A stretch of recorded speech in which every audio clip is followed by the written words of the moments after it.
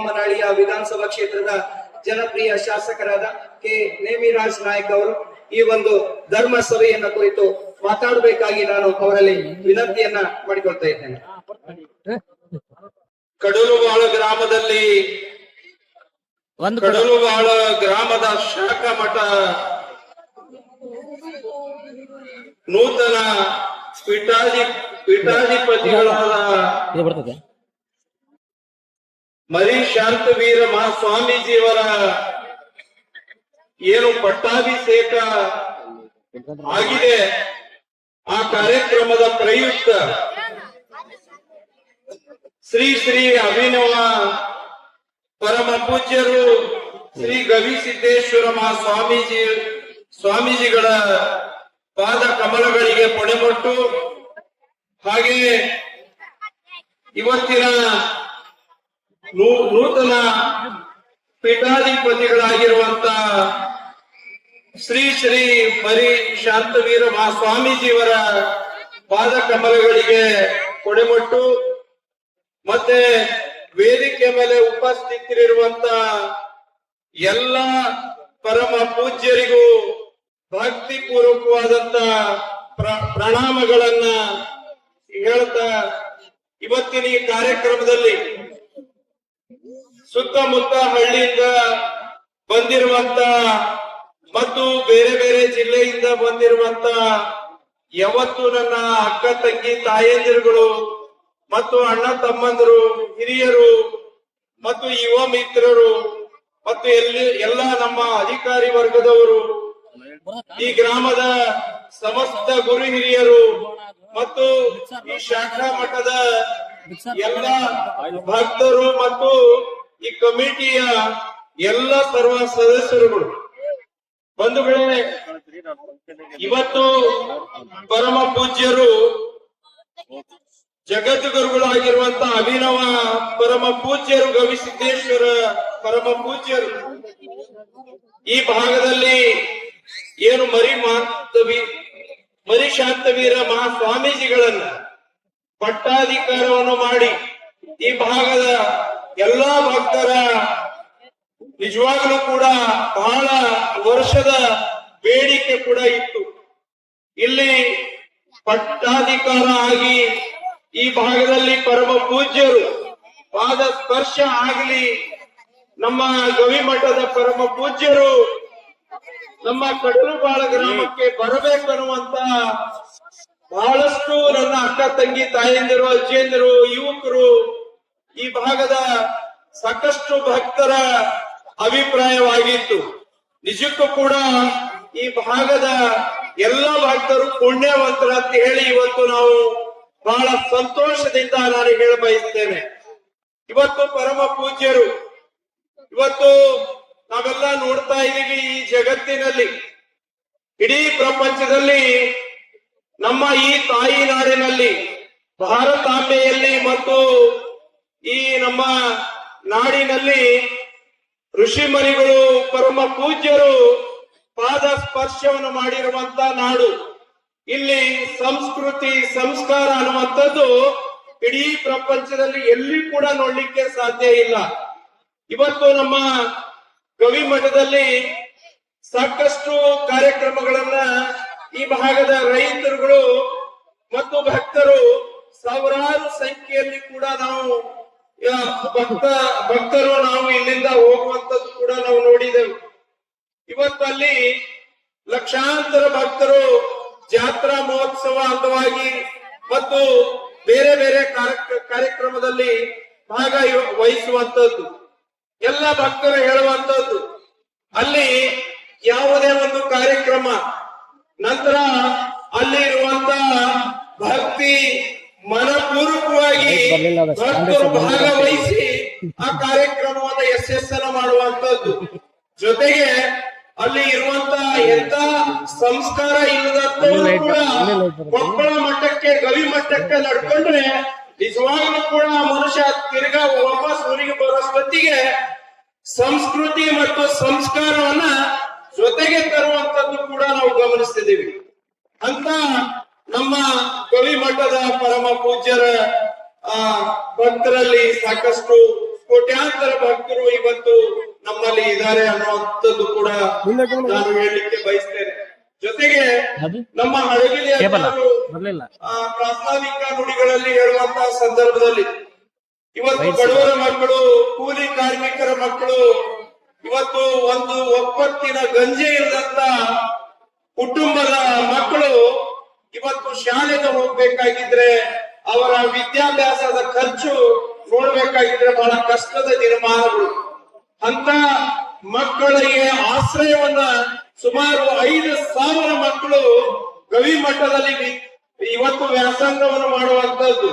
ಇವತ್ತು ಅಕ್ಷರ ದಾಸೋಹ, ಅನ್ನ ದಾಸೋಹ ಎಲ್ಲಾ ವಿಚಾರಗಳನ್ನ ಇವತ್ತು ಪರಮ ಪೂಜ್ಯರು ಅವರು ಏನು ಅವರ ತಂದೆ ತಾಯಿ ಯಾವ ರೀತಿ ಮಕ್ಕಳ ಮೇಲೆ ಪ್ರೀತಿಯನ್ನ ತೋರ್ತಾರೆ, ತಾಯಿ ಪ್ರೀತಿಯನ್ನ ಕೂಡ ಪರಮ ಪೂಜ್ಯರು ಕೊಡುವಂತ ಮಠ ಯಾವುದಾದ್ರೂ ಇದೆ ಅಂತ ಹೇಳಿದ್ರೆ ಅದು ಶ್ರೀ ಮಠ, ನಮ್ಮ ಗವಿ ಮಠ, ಕೊಪ್ಪಳ ಮಠ ಅಂದ್ರೂ ತಪ್ಪಾಗ್ಲಿಕ್ಕಿಲ್ಲ ಅಂತ ನಾನು ಭಾವಿಸ್ತೇನೆ. ಅದರಲ್ಲಿ ಇವತ್ತು ನಾವೆಲ್ಲರೂ ಒಂದನ್ನು ತಿಳ್ಕೊಳ್ಬೇಕು. ಯಾವುದೇ ಧಾರ್ಮಿಕ ಕಾರ್ಯಕ್ರಮಗಳನ್ನ ಮಾಡುವಂತಹ ಸಂದರ್ಭಗಳ ಒಳಗೆ ನಾವು ರಾಜಕೀಯವನ್ನು ಬೇರಿಸಬಾರದು. ಇವತ್ತು ಧಾರ್ಮಿಕ ಕಾರ್ಯಕ್ರಮಗಳನ್ನ ಒಗ್ಗಟ್ಟಾಗಿ, ಪಕ್ಷಾತೀತವಾಗಿ, ಜಾತ್ಯತೀತವಾಗಿ ನಮ್ಮ ಗ್ರಾಮಗಳಲ್ಲಿ ನಾವು ಸಂಸ್ಕಾರವನ್ನು ಬೆಳೆಸ್ಕೊಂಡು ಹೋಗುವಂತದ್ದು ಮಾಡಬೇಕು. ಇವತ್ತು ಏನಾಗುತ್ತೆ, ಕೆಲವು ಹಳ್ಳಿಗಳಲ್ಲಿ ನಾನು ಅನೇಕ ಬಾರಿ ಹೇಳ್ತೇನೆ, ದಯಮಾಡಿ ರಾಜಕೀಯವನ್ನ ಕೊಳ್ಳಿಗೆ ಕಟ್ಕೊಂಡು ಹೋಗುವಂತದ್ದು ಮಾಡಬೇಡಿ. ಇವತ್ತು ಕಡಲುಬಾಳ ಗ್ರಾಮದಲ್ಲಿ ಯಾವ ರೀತಿ ಪಕ್ಷಾತೀತವಾಗಿ, ಜಾತ್ಯತೀತವಾಗಿ, ಭಕ್ತಿ ಪೂರ್ವಕವಾಗಿ ಕಾರ್ಯಕ್ರಮಗಳನ್ನು ಮಾಡುವಂತದ್ದು ನಿಜವಾಗ್ಲೂ ಕೂಡ ನನಗೆ ಬಹಳ ಸಂತೋಷ ಆಗುವಂತದ್ದು. ಜೊತೆಗೆ ಯಾವುದೇ ಕಾರ್ಯಕ್ರಮಗಳು ಇಲ್ಲಿ ನಡೆದ್ರೆ ಬಹಳ ಅಚ್ಚುಕಟ್ಟಾಗಿ ಒಂದೇ ತಾಯಿಯ ಮಕ್ಕಳ ರೀತಿಯಲ್ಲಿ ಕಾರ್ಯಕ್ರಮಗಳನ್ನ ಆಯೋಜನೆ ಮಾಡುವಂತದ್ದು ಏನಿದೆಯಲ್ಲ, ಅದಕ್ಕೆ ನಮ್ಮ ಜಗದ್ಗುರುಗಳು ಪರಮ ಪೂಜ್ಯರ ಆಶೀರ್ವಾದ ನಮಗ ಸದಾ ನಮ್ಮೆಲ್ಲರ ಮೇಲೆ ಇರ್ಲಿ ಅನ್ನುವಂಥದ್ದನ್ನು ಕೂಡ ನಾನು ಈ ದಿಸೆಯಲ್ಲಿ ಹೇಳ್ತಾ, ನಾವೆಲ್ಲರೂ ಕೂಡ ಪರಮ ಪೂಜ್ಯರ ಆಶೀರ್ವಚನವನ್ನು ಕೇಳಬೇಕಾಗಿದೆ. ನಾವು ಬೇರೆ ಬೇರೆ ಕಾರ್ಯಕ್ರಮದಲ್ಲಿ ಮಾತನಾಡ್ತೀವಿ, ಯಾಕಂತ ಹೇಳಿದ್ರೆ ನಾನು ಕೂಡ ಬಹಳ ಕಾತರದಲ್ಲಿ ನಾನು ಪರಮ ಪೂಜ್ಯರ ಆಶೀರ್ವಚನವನ್ನು ಕೇಳಬೇಕನ್ನುವಂಥದ್ದು ನನಗೂ ಬಹಳ ಕಾತರ ಇದೆ. ಅದಕ್ಕೋಸ್ಕರ ಈ ಭಾಗದ ಇಡೀ ನಮ್ಮ ಗವಿಸಿದ್ದೇಶ್ವರ ಒಂದು ಮಾತನ್ನು ಹೇಳಿದ್ರು, ಪ್ರಸಾದ ಶಾಸಕರು ಮಾಡಿಸಿದ್ದಾರೆ. ಖಂಡಿತ ನಾನು ಮಾಡಿಸಿಲ್ಲ. ಇದು ಪ್ರಸಾದವನ್ನು ಮಾಡಿಸಿರುವಂತದ್ದು ಈ ಕ್ಷೇತ್ರದ ಎಲ್ಲ ಭಕ್ತರ ಅವರ ಆಶೀರ್ವಾದದೊಂದಿಗೆ ಅದು ಪ್ರಸಾದ ನಡೆದಿರುವಂತದ್ದು ಕೂಡ. ಅದಕ್ಕೋಸ್ಕರ ಇವತ್ತೇನದ ಪರಮ ಪೂಜ್ಯರ ಆಶೀರ್ವಾದ ಇಡೀ ನಮ್ಮ ವಿಧಾನಸಭಾ ಕ್ಷೇತ್ರದ ಯಾವತ್ತು ನನ್ನ ಅಕ್ಕ ತಂಗಿ ತಾಯಿಯಂದಿರು, ಯುವಕರು, ವಿದ್ಯಾರ್ಥಿಗಳು ಮತ್ತೆ ಹಿರಿಯರು ಎಲ್ಲರ ಮೇಲೆ ಪರಮ ಪೂಜ್ಯರ ಆಶೀರ್ವಾದ ಸದಾ ಇರ್ಲಿ ಅನ್ನುವಂಥದ್ದನ್ನು ಕೂಡ ಈ ದಿಸೆಯಲ್ಲಿ ಹೇಳಿ ನನಗೆ ಮಾತನಾಡಲಿಕ್ಕೆ ಅವಕಾಶವನ್ನು ಮಾಡಿಕೊಟ್ಟಂತ ಎಲ್ಲ ಪರಮ ಪೂಜ್ಯರಿಗೂ ಅವರ ಪಾದಗಳಿಗೆ ನಾನು ನಮಸ್ಕಾರಗಳನ್ನು ಮಾಡ್ತಾ ಎರಡು ಮಾತನ್ನು ಮುಗಿಸ್ತೇನೆ. ನಮಸ್ಕಾರಗಳು. ಶಾಸಕರಿಗೆ ಧನ್ಯವಾದಗಳು. ಈಗ ಶಾಸಕರಿಂದ ಒಂದು ಗೌರವ ಸಮರ್ಪಣೆ. ಅಭಿನವ ಗವಿಸಿದ್ದೇಶ್ವರರಿಗೆ ಶಾಸಕರು ಗೌರವ ಸಮರ್ಪಣೆಯನ್ನ ನೀಡಬೇಕಾಗಿ ನಾನು ಅವರಲ್ಲಿ ಕೇಳ್ಕೊಳ್ತಾ ಇದ್ದೇನೆ.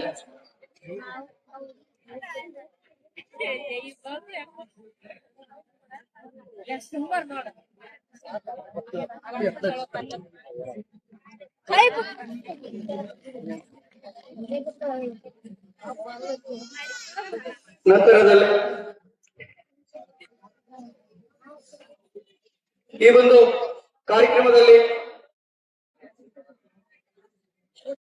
ಭಾಗವಹಿಸಿದ ನಮ್ಮ ಅಗ್ರಿಬೊಮ್ಮನಹಳ್ಳಿಯ ಜನಪ್ರಿಯ ಶಾಸಕರು ಈಗ ಅಭಿನವ ಗವಿಸಿದ್ದೇಶ್ವರರಿಗೆ ಗೌರವ ಸಮರ್ಪಣೆಯನ್ನ ನೀಡಬೇಕಾಗಿ ಅವರಲ್ಲಿ ಕೇಳ್ಕೊಳ್ತಾ ಇದ್ದೇನೆ. ಒಂದು ದೊಡ್ಡ ಚಪ್ಪಾಳೆ ಬರಲಿ. ಇಷ್ಟೊತ್ತು ನಮ್ಮನ್ನೆಲ್ಲರನ್ನ ಕುರಿತು ಮಾತಾಡಿರ್ತಕ್ಕಂತಹ ಶಾಸಕರಿಗೆ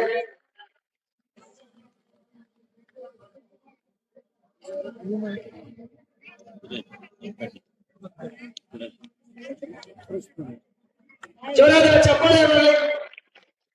ಶಾಸಕರ ಈ ಒಂದು ಕಾರ್ಯ ಯಾವಾಗಲೂ ಕೂಡ ಮಠಕ್ಕೆ ಅವರ ಬೆಂಬಲ ಹೀಗೆ ಇರಲಿ ಎನ್ನುವಂತಹ ಆಶಯದೊಂದಿಗೆ ಅಭಿನವ ಗವಿಸಿದ್ದೇಶ್ವರರ ಆಶೀರ್ವಾದ ಅವರ ಕುಟುಂಬದ ಮೇಲೆ ಇರಲಿ ಎನ್ನುವ ಮಾತಿನೊಂದಿಗೆ ಅವರಿಗೆ ಧನ್ಯವಾದಗಳನ್ನು ನಾನು ಅರ್ಪಿಸ್ತಾ ಇದ್ದೇನೆ. ಅದೇ ರೀತಿಯಾಗಿ ಈಗ ಗೌರವ ಸಮರ್ಪಣೆ ಮಲ್ಲಿಂಗೇರಿಯ ಶ್ರೀಗಳಿಗೆ ಧನ್ಯವಾದಗಳು. ನಂತರದಲ್ಲಿ ಈ ಒಂದು ಕಾರ್ಯಕ್ರಮದಲ್ಲಿ ಸಾನ್ನಿಧ್ಯವನ್ನ ವಹಿಸಿರುವ ಶ್ರೀಮನ್ ನಿರಂಜನ ಪ್ರಣವ ಸ್ವರೂಪಿ ಸಿದ್ಧಲಿಂಗ ಮಹಾಸ್ವಾಮಿಗಳು ವಿರಕ್ತ ಮಠ ನಿಲೋಗಿ ಈ ಒಂದು ಧರ್ಮಸಭೆಯನ್ನು ಕುರಿತು ಆಶೀರ್ವಚನವನ್ನ ನೀಡಬೇಕಾಗಿ ಅವರಲ್ಲಿ ಕೇಳ್ಕೊಳ್ತಾ ಇದ್ದಾರೆ.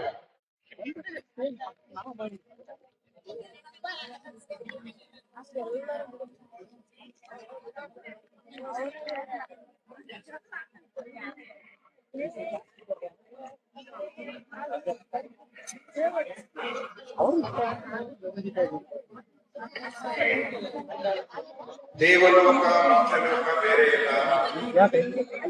ಸತ್ಯ ನುಡಿಯುವುದು ದೇವಲೋಕ, ಅಸತ್ಯ ನುಡಿಯುವುದು ನರಕಲೋಕ. ಆಚಾರದಿಂದ ಬದುಕುವುದು ಸ್ವರ್ಗ, ಅನಾಚಾರದಿಂದ ಬದುಕುವುದು ನರಕ. ಇದಕ್ಕೆ ನೀನೇ ಸಾಕ್ಷಿ ಕೂಡದ ಸಂಗಮ ದೇವ. ಸಕಲ ಜೀವಿಗಳಿಗೆ ಲೇಸನ್ನ ಬಯಸಿದ ಬಸವಾದಿ ಶರಣರನ್ನ ಸ್ಮರಣೆ ಮಾಡಿಕೊಂಡು ಕನ್ನಡ ನಾಡಿನ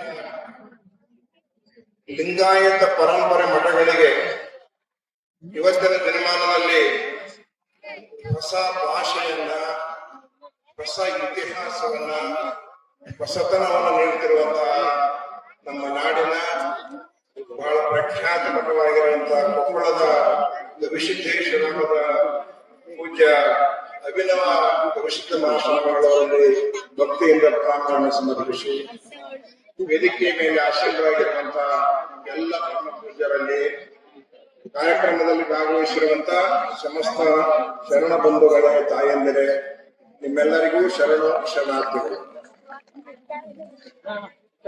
ಇವತ್ತು ಒಂದು ಇತಿಹಾಸದ ಸೃಷ್ಟಿಯ ದಿನ ಅಂತ ನಾವೆಲ್ಲ ಭಾವಿಸಬೇಕು. ಮಠಗಳು ಅಂತಂದ್ರೆ ಈ ನಾಡಿನಲ್ಲಿ ಸುಮಾರು 2,000 ರಿಂದ 3,000 ಮಠಗಳ ಇತಿಹಾಸವನ್ನ ಹಿಂದೆ ನಾವೆಲ್ಲ ಕೇಳ್ತಿದ್ದೆವು. ಆದರೆ ನಂತರ ದಿನಮಾನದಲ್ಲಿ ಆ ಮಠಗಳ ಇತಿಹಾಸಗಳು ಸಂಪೂರ್ಣ ಮರೆಯಾಗಿ ಇವತ್ತು ಹುಡುಕಿದ್ರೆ ಸುಮಾರು ಒಂದು 200 ರಿಂದ 300 ಮಠಗಳು ನಮಗೆ ಸಿಗ್ತಾ ಇದ್ದಾರೆ. 3,000 ಇರುವಂತಹ ಮಠಗಳು 300ಕ್ಕೆ ಬಂದು ಯಾಕೆ ಮುಟ್ಟುದು ಅನ್ನುವಂತಹ ಆತ್ಮಾವಲೋಕನೆಯನ್ನು ನಾವೆಲ್ಲ ಮಾಡ್ಕೊಳ್ಬೇಕಾಗಿದೆ. ಆ ಹಿನ್ನೆಲೆಯಲ್ಲಿ ಆಲೋಚನೆ ಮಾಡಿದಾಗ ಮಠಗಳು ಅನ್ನುವಂಥವು ಸಂಪೂರ್ಣ ನಾಶವಾಗಿ ಹೋದು, ಮಠಗಳ ಆಸ್ತಿ ಅನ್ನುವಂಥದ್ದು ಹರಿದು ಹಂಚಿ ಹೋಗಿಬಿಡ್ತು. ಅವೆಲ್ಲ ಸಂಬಂಧಿಕರ ಪಾಲಾಗಿ ಹೋಗ್ಬಿಟ್ಟು ಯಾವ ಮಠಗಳು ಭಕ್ತ ಸಂಬಂಧಿಯಾಗಿರ್ಬೇಕು ಆ ಮಠಗಳೆಲ್ಲವೂ ರಕ್ತ ಸಂಬಂಧಿ ಮಠಗಳಾಗಿಬಿಟ್ಟು, ಈ ಒಂದು ಹಿನ್ನೆಲೆಯಲ್ಲಿ ಮಠಗಳಲ್ಲಿ ಏನಾಗಿಬಿಡ್ತು ಅಂದ್ರೆ ವಿನಾಶಕ್ಕೆ ಕಾರಣವಾಯಿತು. ಅದು ಹಾಗಾಗಬಾರದು ಅಂತ ತಿಳ್ಕೊಂಡು ಹೇಳಿ ನಮ್ಮ ಕೊಪ್ಪಳದ ಪೂಜ್ಯರು ಏನೂ ಇಲ್ಲದ ಮಠಗಳಲ್ಲಿ ಹೊಸ ಜೀವಕಳೆಯನ್ನ ಇವತ್ತು ತುಂಬುತ್ತಾ ಇದ್ದಾರೆ. ಅದು ಎಂಥ ಪೂಜ್ಯರನ್ನ ಅವರು ಆಯ್ಕೆ ಮಾಡಿದ್ದಾರೆ ಅಂದ್ರೆ, ಸ್ವಾಮಿಗಳಾಗುವವರಲ್ಲಿ 2 ಪ್ರಕಾರ ಇರ್ತಾರೆ. ಇಲ್ಲೇ ನಾವೆಲ್ಲ ಕುತ್ಕೊಂಡಿವಲ್ಲ, ಈ ಸ್ವಾಮಿಗಳಲ್ಲಿ 2 ಪ್ರಕಾರ ಸ್ವಾಮಿಗಳಾಗುವವರದ. ಒಂದು ಉದ್ದಾಮ ಸ್ವಾಮಿಗಳು, ಇನ್ನೊಂದು ಮುದ್ದಾಮ ಸ್ವಾಮಿಗಳು. ಉದ್ದಾಮ ಸ್ವಾಮಿಗಳು ಯಾರು ಅಂತಂದ್ರೆ ಸ್ವಯಂ ಪ್ರೇರಣೆಯಿಂದ ನಾನು ಸ್ವಾಮಿ ಆಗಬೇಕು, ಸಮಾಜಕ್ಕೆ ಏನಾದರೂ ಮಾಡಬೇಕು ಅಂತ ಬಯಸಿ ಸ್ವಾಮಿಗಳಾಗೋರಿಗೆ ಉದ್ದಾಮ ಸ್ವಾಮಿಗಳು ಅಂತ. ಮುದ್ದಾಮ ಸ್ವಾಮಿಗಳು ಯಾರು ಅಂತ ತಿಳ್ಕೊಂಡ್ರ, ಮುದುಕ ಸತ್ತಾನ ಅಂದ್ಕೊಳ್ಳಿ ಅವ್ರ ಅಣ್ಣನ ಮಗನಿಗೆ ಒತ್ತಾಯ ಮಾಡಿ ಹಿಡಿದು ಅವ್ನ ರೂಮಲ್ಲಿ ಇಡ್ತಾರ ನೋಡ್ರಿ, ಅದು ಮುದ್ದಾಮ ಸ್ವಾಮಿಗಳು. ಅಣ್ಣನ ಮಗನಿಗೆ ತಮ್ಮನ ಮನೆ ಮಠ ಮಾಡಿಬಿಟ್ರೆ ಮುಗಿದು ಹೋಯ್ತು, ನೀವು ಆ ಕಡೆ ಅವ್ರ ಈ ಕಡೆ. ಈ ಮುದ್ದಾಮ ಸ್ವಾಮಿಗಳಿಂದ ಕರ್ನಾಟಕದ ಬಹುತೇಕ ಮಠಗಳು ಕೋರ್ಟ್ನಾಗಿದ್ದಾವ. ಎಲ್ಲಾರು ಸ್ವಾಮಿಗಳು ಅಂದ್ರೆ ಕೋರ್ಟಿನ ಮುಂದದಾರಿ ಅಂತ ಹೇಳುವಂತ ದಿನಮಾನಗಳಲ್ಲಿ ಬಹುಶಃ ಇವತ್ತ ನಮ್ಮ ಕೊಪ್ಪಳದ ಪೂಜ್ಯರು ಎಂಥ ಸ್ವಾಮಿಗಳನ್ನ ಆಯ್ಕೆ ಮಾಡ್ಯಾರಂದ್ರ ತಾವಾಗಿಯೇ ಸ್ವಾಮಿಗಳಾಗಬೇಕಂತ ಬಂದಿರುವಂತಹ ಇಬ್ಬರು ಉತ್ತರಾಧಿಕಾರಿಗಳು. ಅವರು ಬಹುಶಃ ಅವ್ರ ಇತಿಹಾಸ ಕೇಳಿದ್ರೆ ನಮ್ಮ ಪ್ರಶಾಂತ್ ದೇವರು ಅಲ್ಲೇನ್ ಕುತ್ಕೊಂಡಿದ್ದಾರೆ ನಮ್ಮ ಭಾಗದವರು. ಅವ್ರ ತಾಯಿಯ ತವ್ರ ಮನೆ ನಾವು ಹುಟ್ಟಿರುವಂತಹ ಊರು. ಮನೆಯಲ್ಲಿ ಯಾರಿಗೋ ಹೇಳದೆ ಕೊಪ್ಪಳ ಗವಿಮಠಕ್ಕೆ ಬಂದ್ರು. ಶಾಲೆ ಕಲಿಬೇಕು. ಬಾಲ್ಯದಿಂದಲೇ ಆ ಹುಡುಗನಿಗೆ ಸ್ವಲ್ಪ ಆಧ್ಯಾತ್ಮದ ಹಂಬಲ. ಕೊಪ್ಪಳಕ್ಕೆ ಬಂದ ಮೇಲೆ ಊರಿಗೆ ಬರಲಿಲ್ಲ. ಪೂಜರು ಊರು ಎಷ್ಟು ಹೇಳಿದ್ರು ಹೋಗ್ಲಿಲ್ಲ. ಅವನ ಆಧ್ಯಾತ್ಮದ ಹಸಿವು ನೋಡಿ ಭೃಂಗ ಕೀಟನ್ಯಾಯ ಅಂತಿದೆ. ಒಂದು ಭೃಂಗದ ಹುಳು ಹರಾಡ್ತ ಹೋಗ್ತೈತಿ. ಯಾವ ಕೀಡೆ ಮುಖ ಮೇಲ್ ಮಾಡ್ತೈತಿ ಅಂತ ಕೀಡೆ ನೆತ್ಕೊಂಡು ಬಂದು ಆ ಮಣ್ಣಿನ ಮಡಿಕೆಯೊಳಗಿಟ್ಟು ತನ್ನ ನಾದವನ್ನು ಕೊಟ್ಟು ಅದಕ್ಕೆ ಮತ್ತೆ ಕೀಟವನ್ನಾಗಿ ಮಾಡ್ತೈತಿ. ಇವತ್ತು ಅಂಥ ಸ್ವಯಂ ಪ್ರೇರಣೆಯಿಂದ ಸ್ವಾಮಿಗಳಾಗಬೇಕನ್ನುವಂತಹ ಇಬ್ಬರು ಉತ್ತರಾಧಿಕಾರಿಗಳಿಗೆ ಸಮಾಜ ಸೇವಾ ದೀಕ್ಷೆ ನಡೆಯಲ್ಲ. ಆ ಪೂಜ್ಯರಿಗೆ ನಾವು ಭಕ್ತಿಯಿಂದ ಗೌರವವನ್ನು ಅರ್ಪಿಸಬೇಕು. 1000 ಸಂಸ್ಥೆಗಳ ಕಟ್ಟುವುದಕ್ಕಿಂತ ಒಬ್ಬ ಯೋಗ್ಯನಾಗಿರುವಂತಹ ಸ್ವಾಮಿಯನ್ನು ಇವತ್ತು ಸಮಾಜಕ್ಕೆ ಕೊಡ್ಬೇಕಾಗಿದೆ.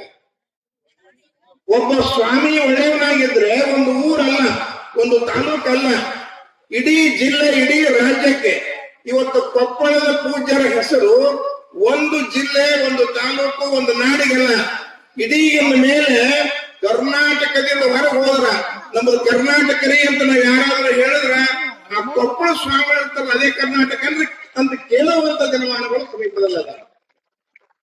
ಆ ಪೂಜ್ಯರು ಮಾಡುವಂತ ಸೇವೆ, ಅವ್ರು ಮಾಡುವಂತ ತ್ಯಾಗ ನಿಜವಾಗ್ಲೂ ಕೂಡ ಬಹುಶಃ ನನಗನಿಸ್ತಾ ಇದೆ ಸದ್ದು ಗದ್ದಲವಿಲ್ಲದೆ ಬಸವಣ್ಣನ ಕ್ರಾಂತಿ ಮತ್ತೊಮ್ಮೆ ಮಾಡುವುದಕ್ಕಾಗಿನೇ ಪರಮ ಪೂಜ್ಯರು ಉದಿಸಿ ಬಂದಿದ್ದಾರೆ ಅಂತ ತಿಳ್ಕೊಂಡು ನಾವೆಲ್ಲ ಭಾವಿಸಬೇಕು.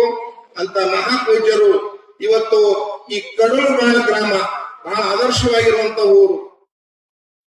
ಬಹುಶಃ ಈ ಕಡಲುಬಾಳದಲ್ಲಿ ಜಾತಿ ಮತ ಪಂಥ ಯಾವುದು ಇಲ್ಲ ಅನ್ನೋದು ನನಗೆ ಬಹಳಷ್ಟು ಗೊತ್ತು. ಇಲ್ಲಿ ವಾಲ್ಮೀಕಿ ಸಮುದಾಯದವರು ಬಹಳ ಇದ್ರು ಕೂಡ ಲಿಂಗಾಯತ ಸಮುದಾಯದವರಿಗೆ ಅತ್ಯಂತ ಗೌರವ ಕೊಡುವಂತಹ ಊರು ಯಾವುದಾದ್ರೂ ಇದೆ ಅದು ಕಡಲುಬಾಳ ಅನ್ನುವಂತಹ ಊರು. ಬಹಳ ವರ್ಷಗಳಿಂದ ಕೂಡ ಈ ಊರನ್ನ ಬಲ್ಲೆ. ಹೀಗಾಗಿ ಈ ಕಡಲುಬಾಳ ಗ್ರಾಮ ಮತ್ತು ಈ ಹಗರಿ ಬೊಮ್ಮನಹಳ್ಳಿ ಏನಿದೆ ಅತ್ಯಂತ ಒಳ್ಳೆಯ ಜಾಗ. ಇಲ್ಲಿ ಮೌಢ್ಯತೆಯನ್ನು ಬಿಟ್ಟವರು ಅದಾರ, ಒಳ್ಳೆಯದನ್ನು ಹೇಳೋರು ಅದಾರ. ಬಹುಶಃ ಕೊಪ್ಪಳದ ಪೂಜ್ಯರ ಹಸ್ತದಿಂದ ಬಂದಿರುವಂತಹ ನಮ್ಮ ಮರಿಶಾಂತ ದೇವರು, ಮರಿ ಶಾಂತವೀರ ಮಹಾಸ್ವಾಮಿಗಳವರು ಬಹುಶಃ ಈ ಭಾಗಕ್ಕೆ ಒಂದು ನಂದಾದೀಪ ಆಗಿ ಬೆಳಗ್ತಾರೆ ಅನ್ನೋದರಲ್ಲಿ ಎರಡು ಮಾತಿಲ್ಲ. ಯಾಕಂತ ಕೇಳಿದ್ರೆ ಅವರು ಸ್ವಯಂ ಪ್ರೇರಣೆಯಿಂದ ನಾನು ಸ್ವಾಮಿ ಆಗ್ಬೇಕು, ಸಮಾಜಕ್ಕೆ ಏನಾದರೂ ಮಾಡಬೇಕು ಅನ್ನುವಂತಹ ನಿಟ್ಟಿನಲ್ಲಿ ಅವರು ಸಮಾಜ ಸೇವಾ ದೀಕ್ಷೆಯನ್ನು ಪಡೆದುಕೊಂಡಿದ್ದಾರೆ. ಅಂತ ಪೂಜ್ಯರಿಗೆ ನಾವೆಲ್ಲ ಹರಿಸುವುದು ಹಾರೈಸುವುದು ಏನೂ ಇಲ್ಲ. ಅವ್ರಿಗೆ ಹರಿಸುವುದು ಹಾರೈಸುವುದು ಎಲ್ಲವೂ ಕೂಡ ಕೊಪ್ಪಳದ ಪೂಜ್ಯರಿಗಾಗಲೇ ಅವರಿಗೆ ನೀಡಿಬಿಟ್ಟಿದ್ದಾರೆ. ಒಬ್ಬ ಸ್ವಾಮಿ ಸಮಾಜದಲ್ಲಿ ಹಾಗಿರ್ಬೇಕು, ಹಾಗೆ ಬದುಕಬೇಕು ಅನ್ನೋದನ್ನ ಈಗಾಗಲೇ ಅವರಿಗೆ ಕಲಿಸಿದ್ದಾರೆ.